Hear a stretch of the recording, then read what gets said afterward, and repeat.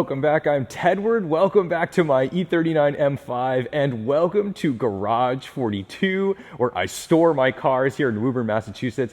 And today's a big day because I have not really been a part of the E39 community in person for a really long time. I've definitely been making lots of videos on this car, putting a lot of work into this car, making sure it's up to snuff and running well. But today, for the first time in many, many years, I'm gonna go meet up with a bunch of other E39 M5 owners in New Hampshire.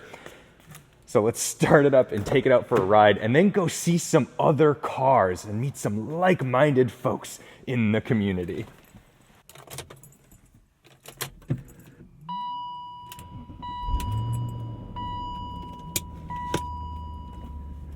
Need to check on that oil service light. I need to reset that because I definitely have only done about 1,000 miles on this oil. It's always important to have a community of fellow owners with whatever car you own, because the biggest thing that you can have as a resource is when your car makes a noise or does a thing or has a vibration, you can go and compare it to someone else or ask someone who's been through it already. And the E39 has been out since 1996. That's when the non-M cars came out. 98, 99, the M5 was available in Europe, and then 2000 to 03 available in the US and Canada and all that stuff. But what's really wild is just that people like Ryan over at E39 Source have documented this car so thoroughly now. Like his channel, at some point, it's like, well, we've done it all. He's rebuilt every piece of that car. You know, he's taught you everything from how to like replace an engine to replace a license plate light. You know, it's incredible the resources that are out there for this car and how loved this M5 remained. I think part of its appeal right now is the fact that the value's increased. So the fact that this is a valuable car again, I don't know, valuable car again, helps rejuvenate and reinvigorate the community. So I'm really excited to go meet some folks because this is also one of those cars where, like, although I'm not a huge BMW fanboy, I have a lot of like internet friends because of this car. And I haven't met a lot of them in person, and it's going to be really exciting to do that. Now, I know some of them, like my friend Luke with his Avis Blue M5, and his father has this, and I don't know the color, sorry, I'm not like a total M5 geek, but he has this gorgeous like silver car.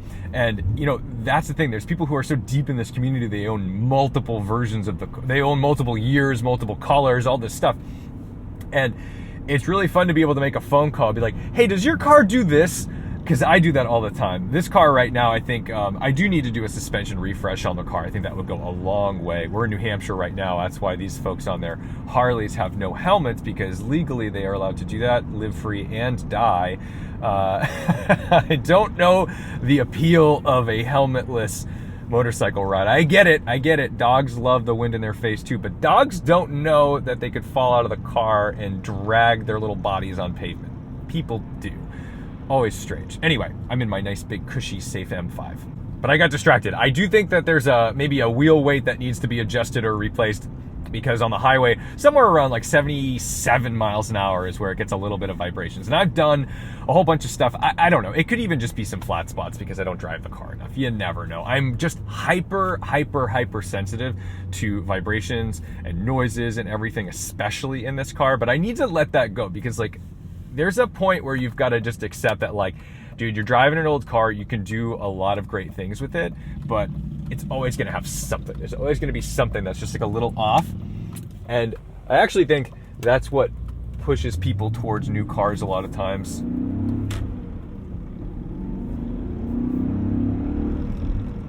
They don't want to deal with the expense and the frustration of chasing things. Like if you've ever had a car, like a luxury car, but old, maybe like a 15-year-old Benz, and you hear a rattle or a squeak, it can drive you mad if you're a person who pays attention to that stuff. And you could spend a lot of money on a basically valueless car, chasing down squeaks, rattles, and taking your car apart, putting things back together. But the fact of the matter is plastic degrades, plastic gets dry, rubber degrades, all these things happen. So anyway, let's go find these fellas and see what they have, because I'm sure there's some ratty ones, I'm sure there's some beautiful ones. All deserve love. All of these M5s definitely deserve an applause for just making it to the event. I hope I'm in the right spot, because holy cow, look at all these M5s. This is amazing. Otherwise, I'm just driving through somebody's lawn. Let's not hit any pears. How cool is this? Oh my goodness, look at that. This is wicked. Hey, buddy. Oh man, this is so cool. Hey, Luke. What's up, man? All right, let's go check this out. This is literally my first time seeing your car with the paint correction. It looks unbelievable. It's insane, right? It looks like a different car. And the last time you saw it was in Pittsburgh, right? Yeah, Pittsburgh. Back Yeah. in, what was it, 2017? Absolutely crazy.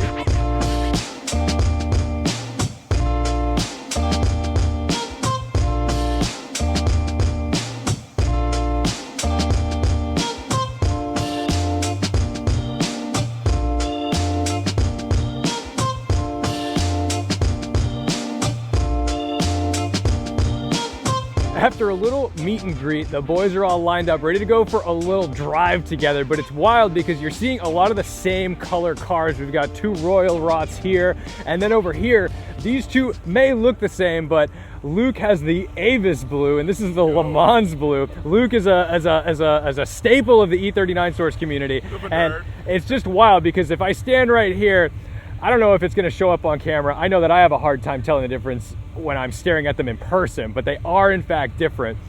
We got a little outlier over here with the Jaws car because we got a little shark nose, and then 3 shades of Imola red just due to existing in the world and fading, but it's great to see these things out here. Now, if we come up here, this car is blue water. It looks silver, but it's very similar to Silverstone, although there's less blue in blue water than in the Silverstone. So in the Silverstone car down here, this is what Ryan from E39 Source has. That's probably like the most famous E39 out there. Yes, there's more dude. blue in this one. So that's the difference between some of these really similar colors, and only the ultimate M5 nerds can point them out. Some of these guys drove from super far away. There's a couple PA plates. I think this fella over here did 8 hours, 9 hours. But what's great too is you see a lot of different styles. So people, you know, put their own flair on it with different wheels, tires, and brake setups, which is a blast to see.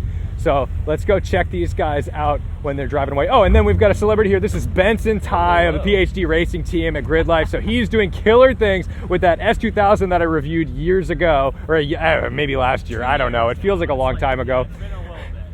And then, of course, we've got mixing them up already. This is tough to do.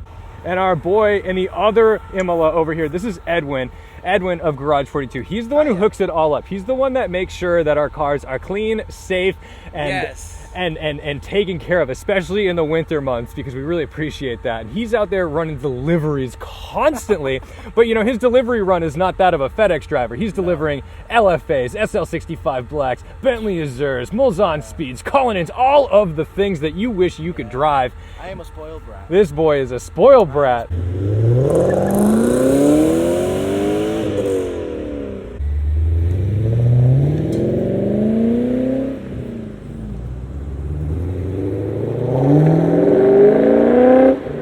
And just like that, there was one left. I've got another engagement that I've got to get to, so unfortunately I can't do the full drive with these boys today. But man, I am just so happy that this E39 community exists the way it does, because to be able to own one of these cars is already kind of a dream come true for a lot of us. Maybe that's a generational thing, just because the M5 was such an aspirational monster. It was basically a wolf in sheep's clothing, supercar performance in a very ordinary looking chassis. And, you know, today, this probably isn't looked at as more than just a cool classic. I know people still get the vibe, but to me, this car means so much. And it can be really difficult to own cars that are out of style, out of phase, because at some point you're like, who's going to work on them? How's this going to get done? So thanks to people like Wild Motorsport and the community that just filled this entire field we know what needs to be done to keep these living on for the rest of time. And now that everybody's gone, let's just hope this 9-year-old battery starts, because the one thing about being the only E39 left is if you're the dope that can't get it running. Thank God.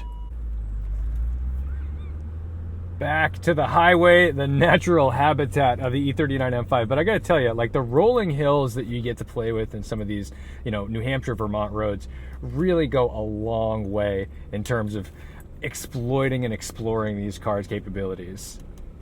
Thankful I did not lower my car, because doing these little off-roading excursions don't have any impact.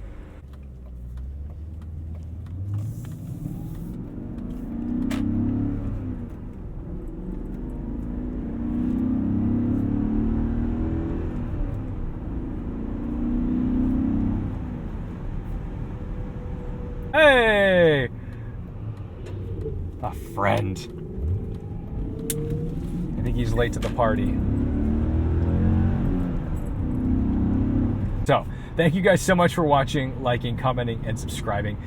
Don't forget to respect the drive, and go join your car's community. Go learn about it, see what's up, because I guarantee no matter what you drive, there's a group of guys similar to that, maybe not quite as outrageous as the M5 community, because this is kind of a strange group of people in terms of how much they love and care about their vehicles. But